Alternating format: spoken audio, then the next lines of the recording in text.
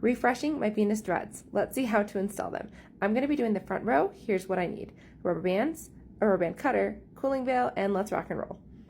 There are 4 different ways that I install these dreadlocks, and so you have different options. I'm going to show you every single one of those. I'm going to start off by removing this dreadlock here, combing it out to get any of the fall away out of there, and then I'm going to be installing it on the braid. These dreadlocks have a 3-inch braided section and a 7-inch section of dreadlock.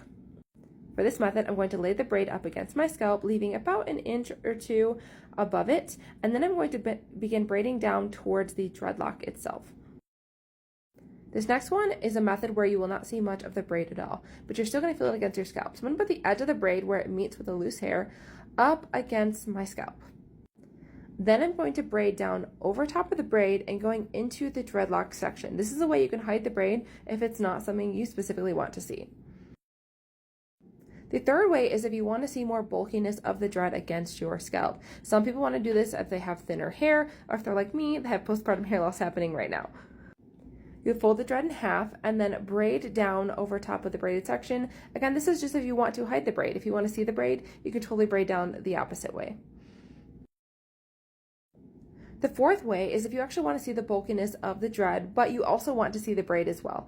So what I'm going to do with this one is I'm going to fold my dread over, not quite in half, but more towards where the end of the dreadlock meets the loose hair. Then what I'm going to do is put the dreaded section up against my scalp and braid down that section. Here as I go down, you can see that you can still see a little bit of the braid here. These Venus dreads are designed to be able to install in multiple different ways, so you have lots of variation. My favorite is to have the braid against my scalp because it's so smooth and comfortable, but you have all of these options. And every single one of them looks great.